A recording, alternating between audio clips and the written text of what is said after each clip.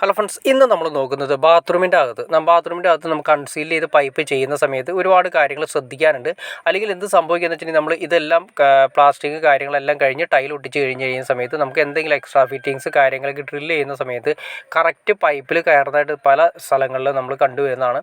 അപ്പോൾ നമ്മളൊരു സ്റ്റാൻഡേർഡ് ലെവലിൽ കീപ്പ് ചെയ്യുകയാണെങ്കിൽ ഏറ്റവും നല്ലൊരു കാര്യമാണ് ആദ്യമേ തന്നെ നമ്മൾ ഇതിൻ്റെ ഫ്ലോർ ലെവൽ മാർക്ക് ചെയ്യുക. ബാത്റൂം എന്തോരം പൊക്കമാണ് വരുന്നത്, അതല്ലെങ്കിൽ അതിൻ്റെ ഫിനിഷിംഗ് ഉണ്ടോ, ആ ഫിനിഷിംഗ് നമ്മൾ ആ ബെൽറ്റിൻ്റെ ആ ഫിനിഷിംഗ് ലെവലാണ് നമ്മുടെ ഇവിടെ ചോക്ക് കൊണ്ട് വരച്ചിരിക്കുന്നത്. അതിൽ നിന്നും ആ ചോക്ക് കൊണ്ട് വരച്ചിരിക്കുന്നത് കാണാൻ സാധിക്കും. അതിൽ നിന്നും ഒരു 30 സെൻറ്റിമീറ്റർ ഹൈറ്റിലാണ് നമ്മുടെ പൈപ്പ് ലൈൻ കൊണ്ടുപോകുന്നത്. അതാണ് ഇതിൻ്റെ ഏറ്റവും വലിയ ഗുണം.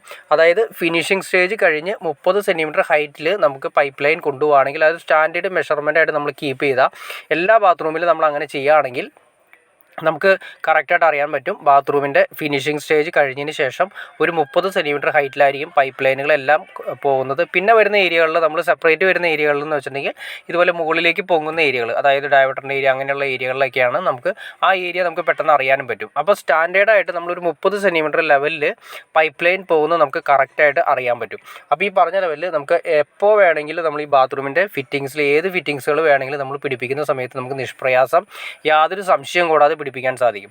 അതല്ലെങ്കിൽ ഈ പറഞ്ഞ ലെവലിൽ നമ്മൾ ഒരു സ്റ്റാൻഡേർഡ് കീപ്പ് ചെയ്യാതെ, ഒരു മെഷർമെൻറ്റ് കീപ്പ് ചെയ്യാതെ നമ്മൾ പൈപ്പ് ലൈൻ ഏകദേശം ഒരു ലെവലിൽ വെട്ടിക്കൊണ്ട് പോയി കഴിഞ്ഞിട്ടുണ്ടെങ്കിൽ നമ്മൾ എല്ലാം ഇപ്പോൾ നമുക്ക് പെട്ടെന്ന് അറിയാൻ ചാൻസ് കിട്ടും.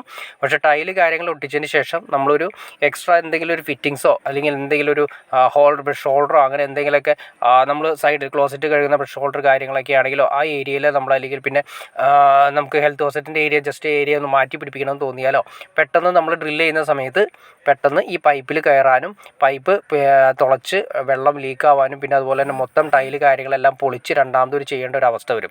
ഇതെല്ലാം നമുക്ക് ഒഴിവാക്കാൻ വേണ്ടിയിട്ട് ഒരു സ്റ്റാൻഡേർഡ് മെഷർമെൻ്റായ ഫിനിഷിംഗ് ലെവലിൽ നിന്ന് ബാത്റൂമിൻ്റെ ഫിനിഷിംഗ് ലെവൽ എങ്ങനെ ചെയ്യാമെന്ന് ഞാൻ ഇതിന് മുന്നൊരു വീഡിയോ ചെയ്തിട്ടുണ്ട്. നിങ്ങൾ ചാനലിൽ കയറി നോക്കിക്കഴിഞ്ഞാൽ കറക്റ്റായിട്ട് അറിയാൻ പറ്റും.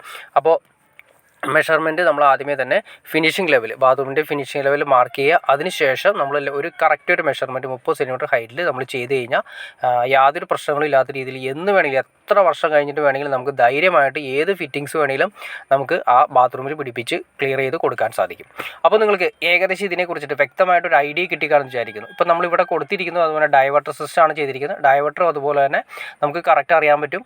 നേരെ മുകളിലേക്ക്, അതായത് നേരെ വരുന്ന സെക്ഷനുകളെല്ലാം തന്നെ മുകളിലേക്കാണ് പോയിരിക്കുന്നത്. അപ്പോൾ നമുക്ക് ഏകദേശം നമുക്ക് കറക്റ്റായിട്ട് ഒരു മെഷർമെൻറ്റ് കാര്യങ്ങളുള്ളത് കൊണ്ട് യാതൊരു പ്രശ്നമില്ലാത്ത രീതിയിൽ ഏത് ഫിറ്റിങ്സ് വേണമെങ്കിലും എവിടെ വേണമെങ്കിലും നമുക്ക് ബാത്റൂമിൽ പിടിപ്പിച്ച് കൊടുക്കാനുള്ള ഓപ്ഷനും കിട്ടും.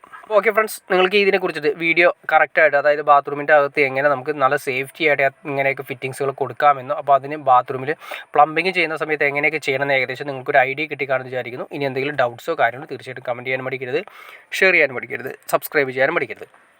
തീർച്ചയായിട്ടും സബ്സ്ക്രൈബ് കൂടി ചെയ്തേക്കാം ചാനൽ, എന്നാലേ നമുക്ക് ഇതുപോലുള്ള ഇൻഫർമേറ്റീവായി വീഡിയോസ് ചെയ്യാനുള്ള ഒരു മോട്ടിവേഷൻ നമുക്ക് ലഭിക്കുകയുള്ളൂ. അപ്പോൾ തീർച്ചയായിട്ടും ചാനലൊന്ന് സബ്സ്ക്രൈബ് കൂടി ചെയ്തേക്കാം.